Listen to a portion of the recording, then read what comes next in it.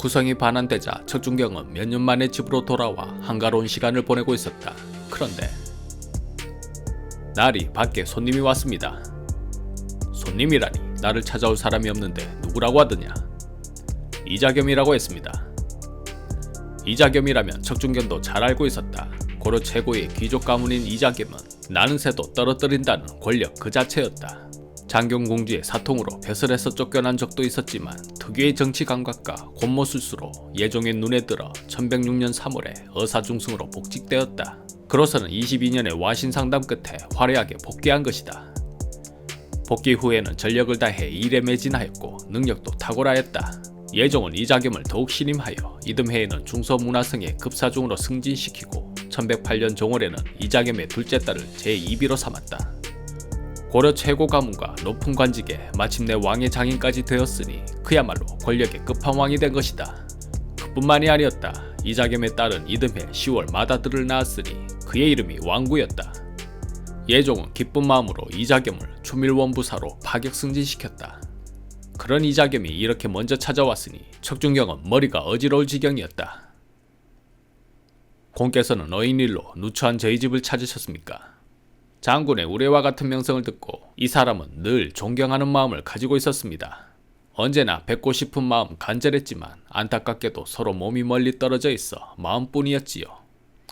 그런데 장군께서는 요즘 개경으로 돌아와 집에 계신다고 하니 저는 만사를 뒤로하고 기쁜 마음으로 이렇게 찾아온 것입니다. 권력의 끝판왕 이자겸이 찾아와 자신을 낮추고 척준경을 한껏 높게 대하니 단순한 척준경은 어깨에 절로 힘이 들어갔다 호탕하게 웃으며 말하기를 하하, 별 말씀을 다 하십니다. 자자 안으로 드시지요. 기왕 이렇게 오셨으니 술이나 한잔 어떻습니까? 그거 좋지요. 척준경은 정성을 다한 주안상을 마련하여 이자겸을 대접했고 둘은 술잔을 주거니 받거니 하면서 마치 형제처럼 가까워졌다. 이자겸이 물었다.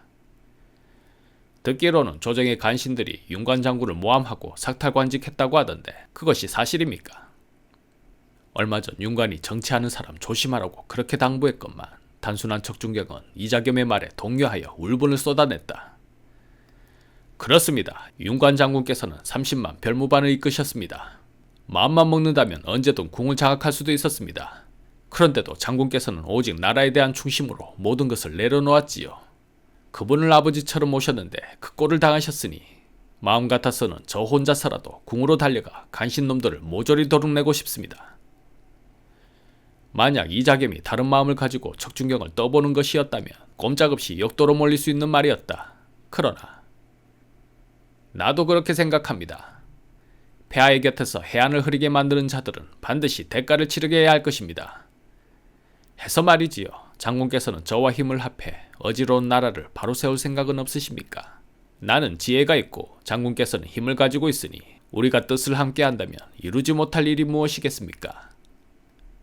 세력이 외로웠던 척준경도 이자겸의 손을 마다할 이유가 없었다. 소뚜껑 같은 큰 손으로 이자겸의 손을 덥석 잡으며 말했다. 정말이십니까? 그리해 주신다면 저는 공을 위해 개나 말의 수고로움을 마다치 않을 것입니다. 이자겸이 큰 소리로 웃으며 그 말을 반겼다. 역시 듣던 대로 호쾌하십니다. 그래서 말이지요.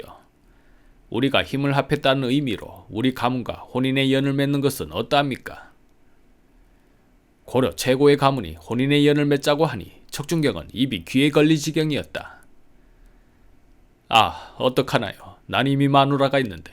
그래도 공께서 정원하신다면. 걱정 마세요. 장군께서는 따님이 있는 것으로 알고 있습니다. 저도 아들이 있으니 둘이 혼인을 한다면 장군과 나는 사돈지간이 되니 피로 맺은 인연이 되는 것입니다. 제가 아니고요. 그렇습니다. 뭐 문제라도. 아닙니다. 사돈 좋지요. 당장 결혼 준비부터 서둘겠습니다. 이자겸이 척준경의 집을 한번 둘러보며 말했다. 천하의 명장이 살기에는 집이 좀 작은 것 같습니다. 다음날 이자겸은 척준경에게 대골 같은 집을 마련해 주었다. 뿐만 아니라 부릴 수 있는 노비들이 왔고 마당에는 각종 보물들이 산더미처럼 쌓였다. 오늘부터 이곳에서 일하라는 명을 받고 왔습니다. 힘쓰는 일이라면 자신 있습니다. 뭐든 시켜주십시오. 그거 참, 너희들만 왔느냐? 예쁜 여인은 없느냐? 없는데요. 뭐가 잘못되었습니까? 아니다. 이자겸의 사돈이 되었으니 척준경도 조정의 요직에 앉을 수 있었다. 얼마 후 이자겸이 다시 찾아왔다. 어떻게 집은 마음에 드십니까? 저는 마치 구름 위에 떠 있는 것 같습니다. 비단 옷에 큰 집까지. 전쟁터에서 생사를 넘나들던 제가 이런 호사를 누려도 되는지 모르겠습니다. 나는 폐하의 장인이고 공께서는 저와 사돈이 되셨으니 왕가의 귀족이 되신 겁니다. 뭐 이 정도 가지고 호사라고 하십니까? 또 우리 고려는 남녀가 혼인하며 처갓집에서 사는 경우가 많습니다. 내 아들이 살 집이기도 하니 이 정도는 되어야지요. 감사합니다. 저는 그저 공께서 이끌어주는 대로 따르겠습니다. 하나 더 가르쳐드리지요. 귀족은 서로 높은 관직의 사람들과 혼인하여 힘을 합해야 합니다. 그렇게 하기 위해서는 공께서 먼저 귀족의 품위를 가지고 있어야 해요. 앞으로는 모든 것들을 최고급을 쓰도록 하시고 허세도 좀 부리셔야 합니다. 그래야 또 다른 힘 있는 가문이 우리와 연을 맺고 싶어 하지요. 귀하신 말씀 새겨 듣겠습니다. 1116년 6월 승승장구하던 이자겸은 마침내 종일품 수사도 겸 문화평장사에 오르게 되었다. 1122년 4월 8일 예종이 세상을 떠나고 하루 뒤 인종이 즉위하였다. 조정의 권력을 휘어잡았던 이자겸은 대신들과 연합하여 외손자 왕혜를 고려 제17대 인종으로 즉위시켰다. 내 외손자가 임금이 되었고 고려 최고의 무장 척준경이 내 사돈이니 전하에 두려워할 것이 무엇이겠는가. 이자겸의 권력은 왕을 능가하였고 조정의 대신들은 이자겸의 눈치만 살폈다. 바야흐로 고려 조정은 완전히 이자겸의 세상이 되었다. 1124년 이자겸이 인종을 알련하더니 대놓고 요구했다. 신을 조선국공으로 책봉해 주십시오. 그리고 내 셋째 딸이 홍기가 되었습니다. 폐하와 혼인을 했으면 합니다만. 권력을 한 손에 틀어진 외할아버지 이자겸이 그렇게 나오는데 어린 예종이 어찌 거부할 수 있었으랴. 예종은 이모를 부인으로 맡게 되었다. 인종의 외할아버지인 동시에 장인이 된 이자겸은 그 자체로 왕과 같았다. 이자겸은 대신들을 모아놓고 명했다. 앞으로 나를 대할 때는 태자를 대하는 예를 갖추도록 하라. 또 내 생일을 인수절이라 칭하고 만배성이 하래토록 하라. 마치 왕이 된 것 같이 거들먹거리는 모습에 동지 추밀원사 진옥연은 화가 끓어올랐다. 조정에는 법도가 있는데 어찌 공을 태자의 예로 대한단 말입니까? 이자겸이 흘겨보더니 손가락을 까닥이며 그를 불렀다. 이리 와보거라. 진옥연 또한 전쟁터에서 산전수전을 다 겪은 인물로 여진을 정벌한 공이 큰 사람이었다. 그런 자신을 마치 동네 똥개 부르듯 하니 마음 같아서는 당장 달려가 이자겸의 목을 부러뜨리고 싶었다. 하지만 이자겸의 곁에는 늘 척준경이 산처럼 서 있었다. 그도 척준경의 명성을 익히 아는지라 함부로 나설 수가 없었다. 진옥연이 다가가자 이자겸이 크게 꾸짖었다. 네 감히 폐하의 외조부인 내게 대드는 것이냐. 이런 놈이 조정의 기강을 무너뜨리는 것이다. 당장 끌어다 목을 베어라. 척준경은 정말로 그 명을 따르려 하였다. 나머지 대신들이 놀란 마음에 간곡히 호소하였다. 조정에서는 이를 행함에 있어 여러가지 의견이 생기기 마련입니다. 진옥연이 무례한 말을 한 것은 사실이나 그렇다고 목을 뺀다면 앞으로 누가 의견을 낼 수 있겠습니까? 바라옵건대 한 번만 용서해 주시옵소서. 마치 신하가 왕을 대하는 듯한 말투였다. 이자겸도 정말로 죽일 생각까지는 없었기에 겨우 한 발 물러서는 척하였다. 그대들이 한결같이 살려주라고 하니 내 오늘은 참을 것이다. 하지만 앞으로 또 이런 일이 생긴다면 그땐 용서하지 않을 것이다. 진옥연은 피가 끓어올랐다. 집에 돌아가서 부리는 장정들을 모두 끌어모아 명했다. 간신 이자겸을 칠 것이다. 너희들은 모두 나를 따르라. 하지만 장정들은 고개를 저었다. 이자겸의 곁에는 범같은 장수 척준경이 있습니다. 그가 있다면 군사 10,000명이 있다 하더라도 이길 수 없습니다. 그 말이 옳은 말이라 진옥연도 반박하지 못하고 그저 이를 갈며 분해하였다. 이자겸은 궁을 오고 감에 있어 마치 왕처럼 행세하였다.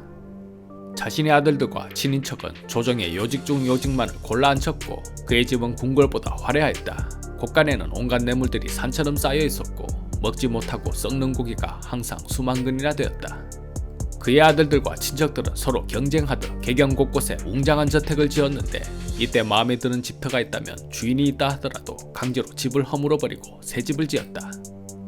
여기 집터가 마음에 드니 너는 내일 안으로 집을 비우거라. 집을 허물고 건물을 세울 것이다. 아니 여긴 우리 집인데 내일까지 비우라니요. 그게 무슨 말도 안 되는 소리입니까? 야, 너 우리 아버지가 누군지 알고 까부는 것이냐? 우리 아버지 이자겸이다. 죽고 싶지 않으면 당장 집을 비워라. 이처럼 거칠 것 없었던 이자겸과 친족들의 권력을 고려사에선 다음과 같이 기록하였다. 이자겸은 친족들을 요직에 배치하고 관직을 팔아 자기 일당을 요소요소에 심어두었다. 스스로 국공에 올라 왕태자와 동등한 예우를 받았으며 그의 생일을 인수절이라 하고 국왕에게 올리는 형식으로 그에게 글을 올리게 했다. 아들들이 다투어 지은 저택은 거리마다 이어져 있었고 세력이 커지자 뇌물이 공공연하게 오가고 사방에서 선물로 들어온 고기 수만 그리 날마다 썩어나갔다. 토지를 강탈하고 종들을 풀어 백성들의 수레와 말을 빼앗아 물건을 실어 나르니 힘없는 백성들은 수레를 부수고 소와 말을 파느라 도로가 소란스러웠다. 급기야 1125년 1월에는 자신의 넷째 딸까지 인종과 혼인시켰다. 인종은 이모 둘과 결혼하게 되었지만 외할아버지가 무서워 감히 거역하지 못했다. 뿐만 아니었다. 이자겸은 송나라에 외교 문서를 보내면서 스스로 지군국사, 즉 군과 국사를 총괄하는 직이라 칭했다. 그러나 말뿐인 직책이라 이자겸은 문득 자존심이 상했다. 그래서 인종을 찾아갔다. 신은 많은 외교 관계를 맺으며 중요한 정책을 펼쳐야 하는 자리에 있습니다. 그런데 지금 신의 직책이 외교 관계에 위신이 서지 않으니 폐하께서 공식적으로 지군국사에 책서를 주셨으면 합니다. 마땅히 만조 백관들이 모두 볼 수 있도록 하여 귀감이 되어야 하는 바 폐하께서 직접 신의 집으로 오셔서 수여하셔야 합니다.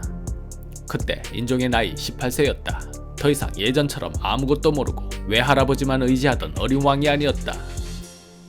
인종은 오만방자한 이자겸의 꼴을 더 이상 두고 볼 수가 없었다. 드디어 동지 추밀원사 진호견을 은밀히 불렀다. 진호견이 읍하여 예를 올리자 인종은 눈물을 뚝뚝 흘렸다. 놀란 진호견이 물었다. 폐하, 어찌하여 눈물을 흘리고 계십니까? 짐은 옥자에 오른 지 이미 여러 해 되었으나 백성들은 짐을 가리켜 허수아비 왕이라며 수군대고 있어. 임금이 있음에도 조정의 권력은 이자겸이 독점하여 주요 관직은 자기의 사람에게만 주고 있고 또 그 사람들은 돈으로 관직을 팔고 있어.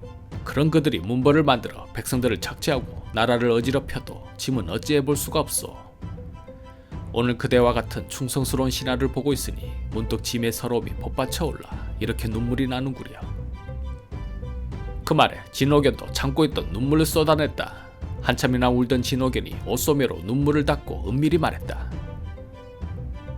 폐하께서는 아무 걱정 마십시오. 조정에는 이자겸의 사람만 있는 것은 아닙니다. 상장군 최탁, 대장군 권수는 믿을 만한 사람입니다. 신이 이들과 논의하여 이자겸을 제거할 계책을 마련하겠나이다.